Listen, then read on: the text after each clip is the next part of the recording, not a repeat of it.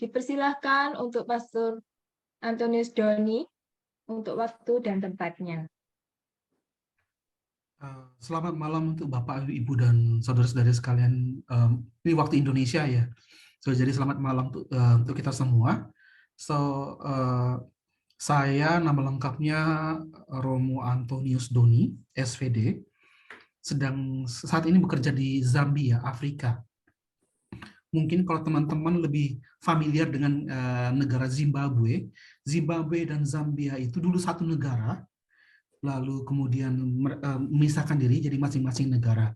Zimbabwe sendiri, Zambia sendiri. Nah, apa yang akan saya ceritakan atau sharingkan pada hari ini lebih pada sharing misi. Apa yang Tuhan berikan kepada saya melalui karya-karya yang mungkin saya bisa bagikan kepada orang-orang di sini. Nah, saya akan menggunakan lebih PowerPoint aja ya.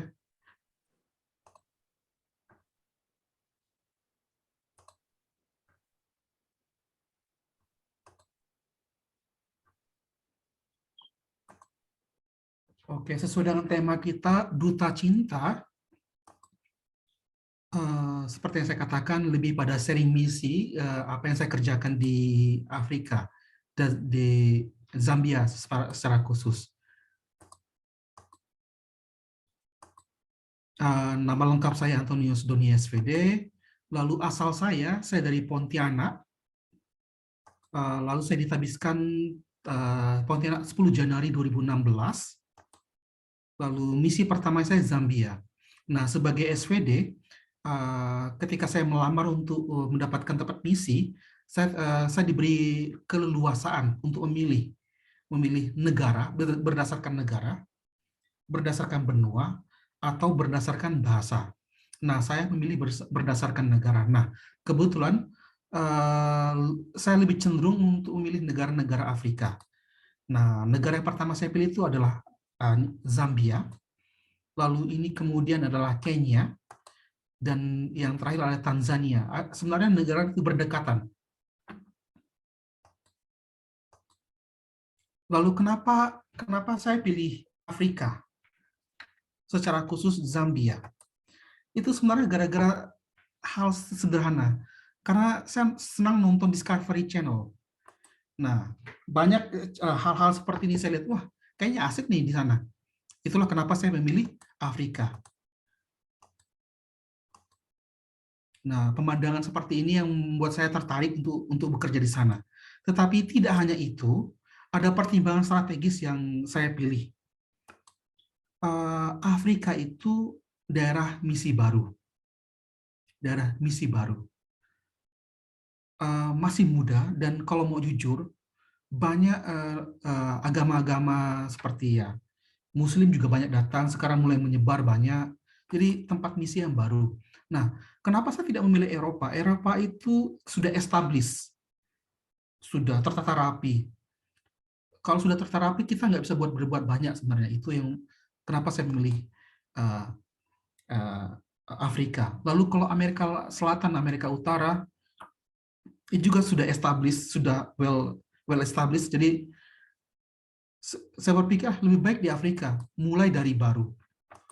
Baru dalam pengertian karena kalau mau jujur, di Zambia itu gereja Katolik baru masuk itu kurang dari 2 abad. Jadi masih sangat-sangat baru. Lalu ada tantangan alam, kultural ya. Contoh sederhana, di tempat saya bertugas ini, kami ada 72 bahasa. Jadi kalau sudah pindah provinsi, itu sudah beda bahasa. Dan itu sudah tantangan tersendiri. Jadi pindah provinsi beda bahasa, pindah itu beda bahasa. Jadi mau bagaimanapun kita harus ditantang untuk belajar hal-hal baru lagi. Nah, karena masih daerah baru, sebagai orang muda, saya punya keinginan untuk jadi kalau ada bisa membangun sesuatu dari nol, bangun gereja, lalu karena kita Katolik lebih cenderung pada pendidikan, dan saya coba juga mengembangkan dalam hal ini. Nah, kalau bagaimana gereja di Zambia secara keseluruhan? Zambia ada 11 keuskupan. Nah, dan kita bisa lihat di situ 11 keuskupan dengan 2 keuskupan agungnya. Nah, ini petanya kurang lebih. Nah, kalau ditanya, Romo, sekarang bermisi di keuskupan apa? Saya bermisi di keuskupan Kabwe, dan keuskupan ini masih muda, baru berumur 11 tahun. Jadi, benar-benar masih muda. Kami masih struggle di sini, berjuang sana-sini, supaya ya setidaknya bisalah berkembang gereja di sini. Nah, Kabwe itu adalah sebuah kota provinsi, untuk sentral provinsi. Lalu populasi orang-orang tinggal di sini kurang lebih ada, ya seperti yang tertera di situ, itu menurut sensus tahun 2010. Nah, ini adalah dulunya adalah daerah mining, tambang. Tetapi sekarang sudah mulai ditinggalkan orang. Karena apa? Karena jadi sekarang seperti kota mati sebenarnya, tempat di mana saya tinggal sekarang.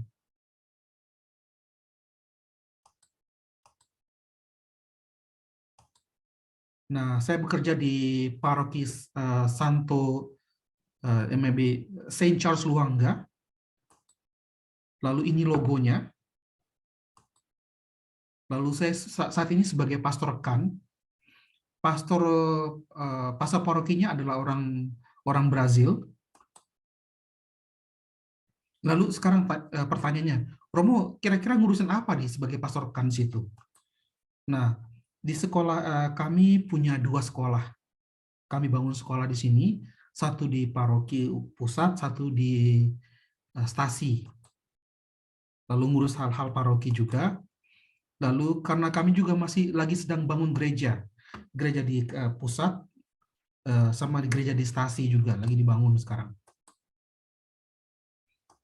Nah, ada sekolah yang sedang kami bangun itu awalnya dicetus oleh pastor lokal, tetapi dia tidak membuat itu sebagai sesuatu yang serius, hanya untuk membantu orang sekitar. Lalu pastor paroki sekarang dan kami berpikir, bagaimana kalau kita buat sekolah ini menjadi sesuatu yang serius, tidak hanya bantu orang supaya bisa baca, belajar, bukan hanya itu, tapi ada value yang lebih seperti itu. Mereka dapat sertifikat, lalu mereka bisa pergi ujian seperti itu. Nah, ini kurang lebih sekolahnya. Jadi sebenarnya sekolah ini kami berdua coba cari dana masing-masing. Dia dari Brazil, saya juga cari dana dari Indonesia. Jadi kami bangun sama-sama. Jadilah kurang lebih seperti ini.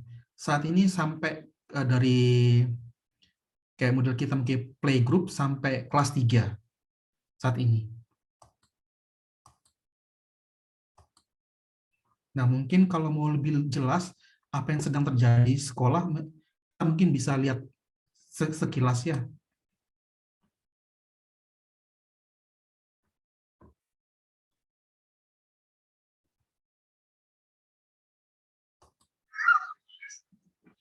Ini gambaran sekilas apa yang terjadi di sekolah. Sorry, gambarnya. Nah, ini kami lagi bangun, ada 3 kelas lagi yang sedang dibangun. Nah, ini dapur sederhana. Jadi kami bukan hanya beri sekolah juga, tapi juga kami sediakan makanan untuk anak-anak sekolah. Jadi ada yang masak untuk mereka.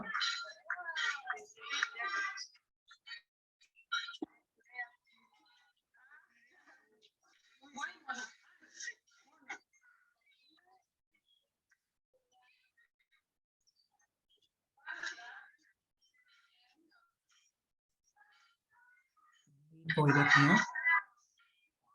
lalu ini kelasnya.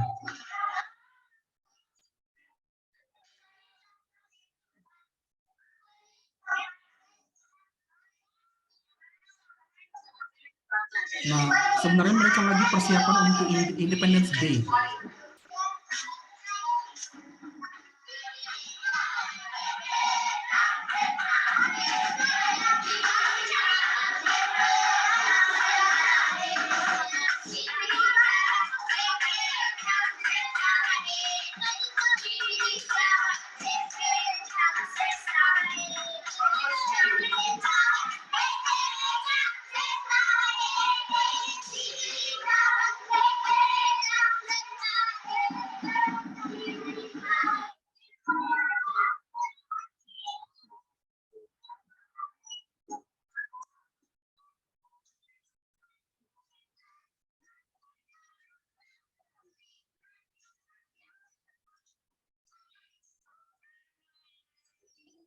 Ini gurunya. Yes, please.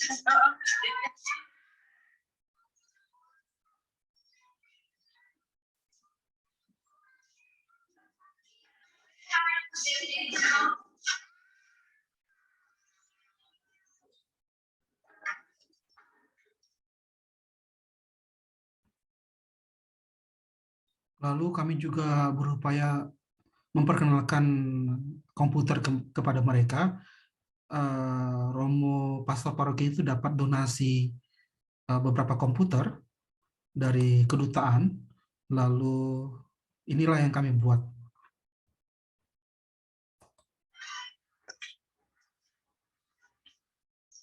Jadi ini guru komputer untuk sekolah, sama begitu juga dengan orang-orang yang datang. Jadi kami juga mengeluarkan sertifikat untuk orang-orang yang belajar komputer. Nah, ini kami lagi bangun, seperti yang saya katakan, kami juga lagi bangun 3 kelas baru, karena sistem pendidikan di Zambia itu, primary school-nya itu kayak model SD itu, dari kelas 1 sampai kelas 7. Nah, itu primary school. Sedangkan kalau kita kan elementary school-nya itu dari kelas 1 sampai kelas 6. Nah, lalu mereka secondary school itu mulai dari grade 8, grade 8 to grade 12. Kalau kita kan masih SD masih SMP sama SMA. Lalu ini kurang lebih proses yang sedang kami lakukan pembangunannya. Nah, ini pastoran. Ini pastoran di mana saya tinggal sekarang. Jadi pastoran ini hanya ada dua romo, lalu ada 1 mobil yang kami pakai sama-sama. Nah, ini gereja. Gereja di mana kami, sebenarnya ini hall, bukan gereja, tapi karena situasi belum ada gereja utuh, jadi kami ubah hall-nya menjadi gereja. Nah, ini modal dari depan, penampakan dari depan.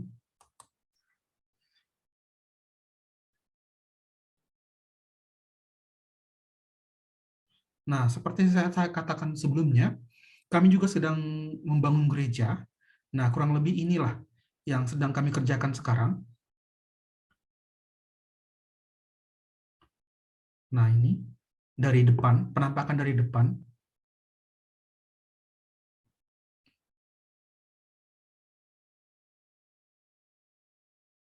Nah, sekarang kami dalam tahap membuat atap. Jadi lagi pasang trusses. Jadi para pekerja lagi mereka pasang trusses untuk membuat di mana akan ditaruh roof-nya.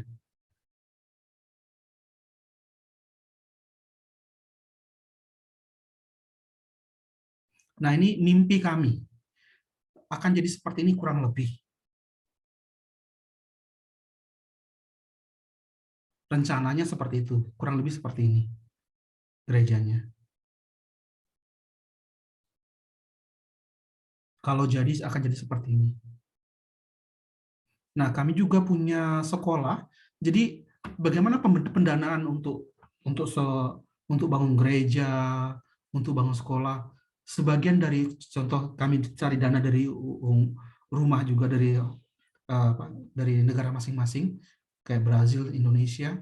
Tapi juga kami berusaha dari umat sekitar, umat.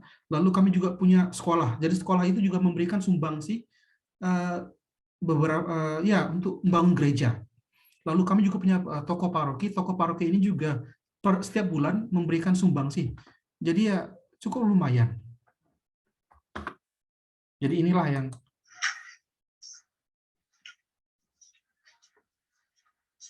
apa yang kami miliki di toko. Jadi toko fotokopi semuanya, pernak-pernik.